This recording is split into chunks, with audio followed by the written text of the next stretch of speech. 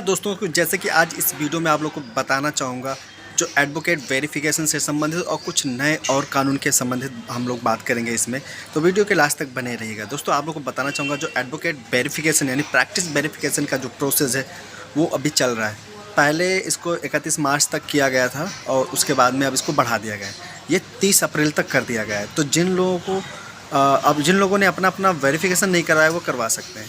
Verification हो जाने के बाद में अब हम बात करते हैं कानून का। जैसे कि अभी नया जजमेंट आया, फैसला आया है माने केरल हाई कोर्ट का, जिसमें कहा गया था कि अगर कोई भी वाइफ है और ख़ास तौर पर डाइवोर्स लेने जा रही है और डाइवोर्स के सारे प्रोसेस पूरे हो गए हैं, यहाँ तक कि ट्रायल कोर्ट ने मेडिसिन सेंटर भेज दिया है और जो हस्बैंड पक्ष है उसने आधा जो डाइवोर्स का जो अमाउंट होता है तकरीबन 16 लाख रुपए के आसपास में डिसाइड किया जाता है, वो आधा पे भी कर देता है, सिग्नेचर हो जाता है, सब कुछ हो जाता है, बस केवल फैसला सुनाना बाकी रह जाता है। और लास्ट में होता क्या है, जो पत्नी होती है अपनी सहमति से मुकर जाती है, यानी अपनी एक तरफा सहमति वापस ले लेती है।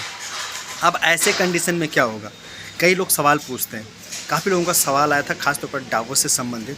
तो आप लोगों को बताना चाहूँगा एक जजमेंट है बेनी बनाम मिनी, बहुत ही अच्छा जजमेंट है जिस पर भरोसा करते हुए माने केरल हाई कोर्ट द्वारा कहा जाता है कि देखिए ऐसा ये गलत है कि क्या कहते हैं, सारी प्रक्रिया सारी प्रोसेस पूरा हो गए हैं और अचानक वाइफ आकर बोले कि हम डाइवोर्स नहीं लेंगे क्योंकि उसके लिए हम तैयार नहीं थे और उसके लिए तैयार नहीं थे और साथ में ये भी कहे कि अभी हम इस मामले को ख़त्म नहीं करना चाहते। जहाँ पर ऐसे कंडीशन में जब सारी प्रोसेस पूरा हो गया हो, खाली फैसला सुनाना बाकी है, तो ऐसे कंडीशन में मानी हाई कोर्ट द्वारा कहा जाता है कि देखिए ऐसी चीज़ों को अनुमति नहीं दी जाएगी और बिल्कुल बर्दाश्त नहीं किया जाएगा। जहाँ पर केस को क्लोज़ करने का मतलब ये समझ लीजिए कि जजमेंट सुनाने का समय आ जाता है और लास्ट टाइम पर जो महिला होती है वो मुकर जाती है, तो ये बिल्कुल सही नहीं है। और ऐसा कहते हुए जो महिला होती है, चूँकि ट्रायल कोर्ट के फैसले के अगेंस्ट केरल हाई कोर्ट में याचिका डालती है, उसकी याचिका को खारिज कर दिया जाता है।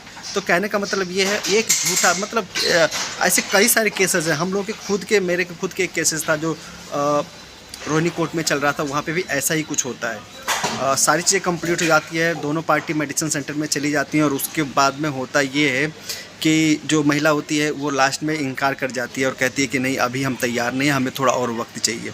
ऐसे बहुत से सारे केसेस होते हैं। दिल्ली हाई कोर्ट का कुछ समय पहले एक फैसला आया था, उसमें भी ऐसा ही कुछ हुआ था। सारी चीज़ें तैयारी हो जाती हैं, सारी शर्तें कंप्लीट हो जाती हैं, बच्चों की जो कस्टडी होती है वो भी डिसाइड हो जाती है और आधा पेमेंट भी हो जाता है, उसके बाद में महिला जो होती है वो मुकर जाती है। तो ये बहुत गलत चीज़ है, ख़ास तौर पर डाइवोर्स का अगर मामला होता है और बीच में जाकर कोई दोनों पार्टी को, मैं कह रहा हूँ अगर दोनों पार्टी में से कोई भी एक पक्ष अगर एक तरफा अपना जो सहमति है वापस ले लेता है तो वो ठीक नहीं है। आशा करता हूँ आप लोग ये चीज़ समझ गए होंगे। और देखिए भाई, जो एडवोकेट भाई लोग अगर वीडियो देख रहे हैं तो आप लोग अपना प्रैक्टिस वेरिफिकेशन करवा लीजिए, क्योंकि अब समय बहुत कम बचा है। आज आपका 3 तारीख हो गया है, 30 का महीना, तो 30 अप्रैल तक बिल्कुल लास्ट महीना, 30 से पहले। अब आगे डेट बढ़ेगा कि नहीं बढ़ेगा इसके बारे में कुछ नहीं कह सकते, तो आप लोग फटाफट अपना ये काम करवा लीजिए। मैं बैठा हुआ था घर पे, मैंने सोचा क्यों ना आप लोग को इन्फॉर्म कर दिया जाए। आशा करता हूँ वीडियो पसंद आया होगा। जय हिंद।